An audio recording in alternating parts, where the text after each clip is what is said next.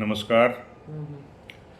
मैं उत्तराखंड रक्षा मोर्चा का अध्यक्ष डॉक्टर वी.के. बहुगुणा आप सबको नव वर्ष की शुभकामनाएं देते हुए आज कुछ आपसे संवाद करना चाह रहा हूं कि अभी चुनाव आयोग ने उत्तराखंड और अन्य राज्यों का चुनाव डिटेल्स जो है वो हम सबको बता दी है। देश में 5 राज्यों में चुनाव है, उसमें उत्तराखंड भी है जहाँ की 14 तारीख को वोट पड़ने वाले हैं। और कोरोना की इस समय जो स्थिति है उससे तो ये लगता है कि अब की बार रैलियाँ, प्राइम मिनिस्टर तो रैली करके चले गए हैं और कांग्रेस के अध्यक्ष भी चले गए हैं। बाकी जो क्षेत्रीय दल हैं और आम आदमी पार्टी भी जो है यहाँ लोगों को बरगलाने के लिए आई हुई है, वो भी अपने रैली करके चले गए हैं।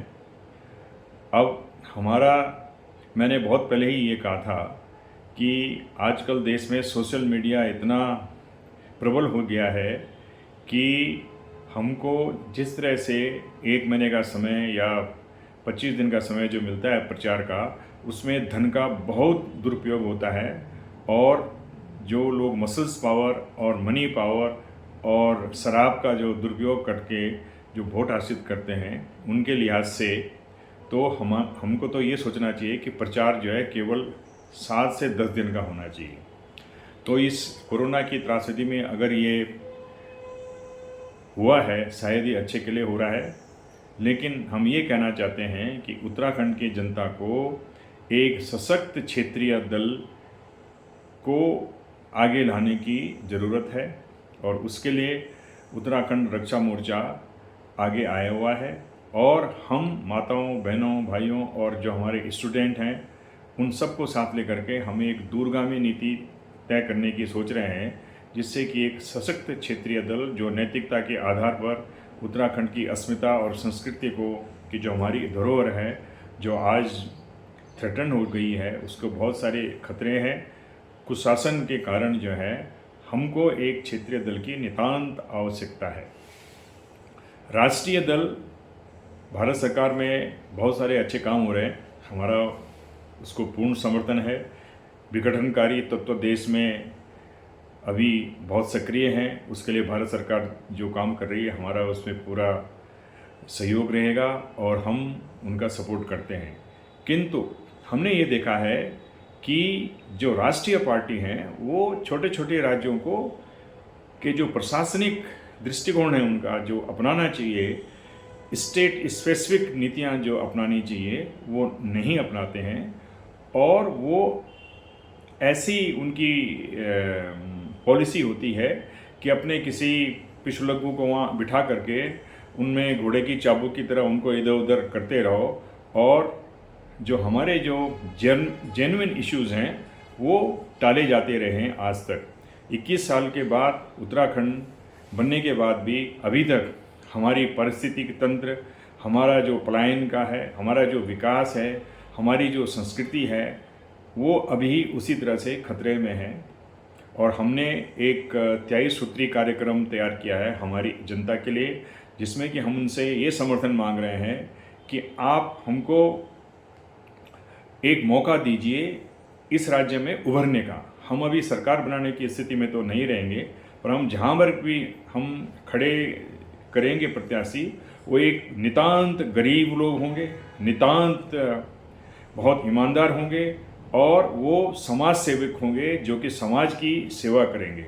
आज राजनीति एक ऐसा पेशा हो गया है हमारे देश में, राजनेता तो बहुत आगे बन करके आ रहे हैं, ढेरों राजनेता, सैकड़ों राजनेता हैं, लेकिन नेता वो होता है, लीडरशिप वो देता है जो कि जनता की आकांक्षाओं के ऊपर खरा उतरे और सत्यता और ईमानदारी से जनता की सेवा करे। इसमें बहुत कम जो नेता हैं वो राजनेता के रूप में प्रतिष्ठित होते हैं।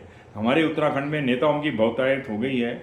हम ये चाह रहे हैं कि एक ऐसे उत्कृष्ट नेतृत्व को यहाँ पैदा किया जाए अपने जो युवा शक्ति है और मातृशक्ति है उनके सहयोग से, ताकि उत्तराखंड में जो कुशासन का है उसका अंत जो है एक हो सके।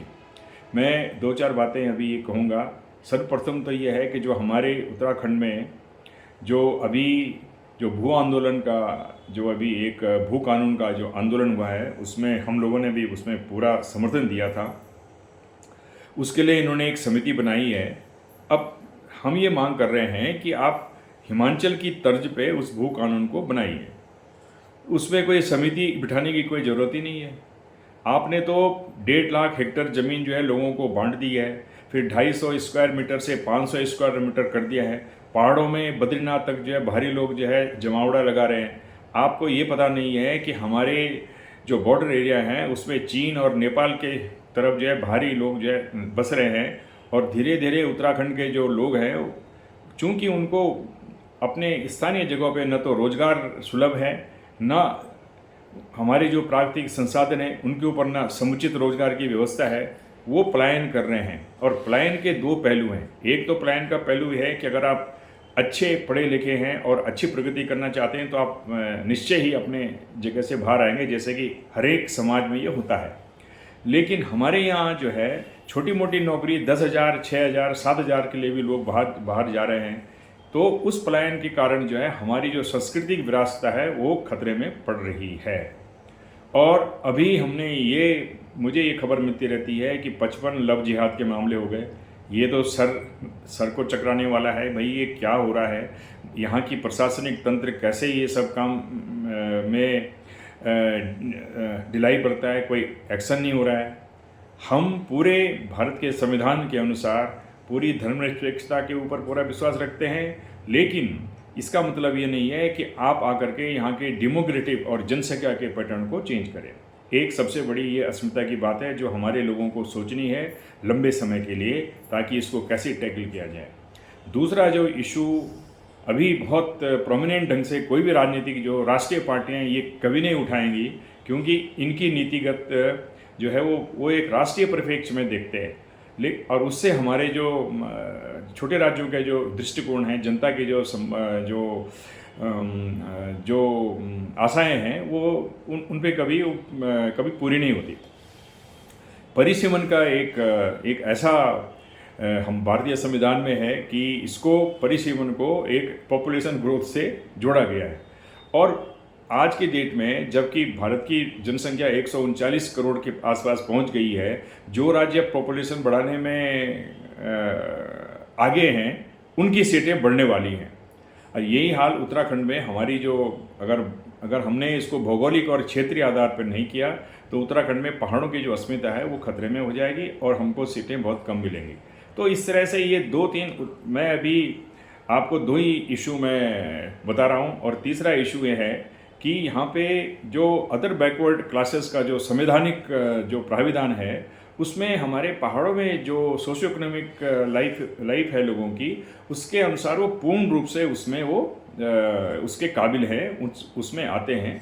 और हमारी जो सरकार है उसको ये देखना चाहिए था कि पहाड़ों में कैसे रोजगार की संभावनाएं अपने लोगों के लिए हमारी होनी चाहिए। हमारी जो औद्योगिक नीति है उसमें सब बाहर के लोग आकर के यहाँ पे जॉब कर रहे हैं, हमारे लोगों को क्यों नहीं जॉब मिलता है? तो आज मैं 3-4 इशू उठा करके फिर अब हम अपना घोषणा पत्र को जारी करेंगे। अभी हमारा यही कहना है कि हम किसी तरह से यहाँ की राजनीति में एक क्षेत्रीय दल के रूप में उतरना चाहते हैं।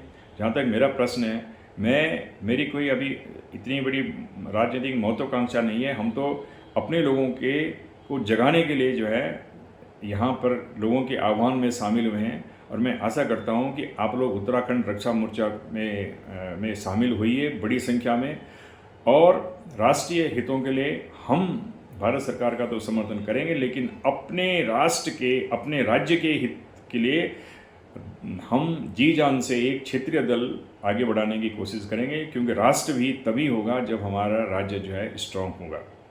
तो अभी मैं आपसे इतना ही निवेदन करूंगा कि रक्षा मोर्चा में ज़्यादा से ज़्यादा आप लोग शामिल होइए। और मैं ये आह्वान करता हूं कि जिन जगहों पे लव जिहाद हो रहा है वहाँ पे हम कोई मातृशक्ति महिला अगर इसके विरोध में खड़े होने की कोशिश करेंगे तो हम उनको अपनी पार्टी का टिकट देंगे। तो आज के लिए इतना ही। नमस्कार।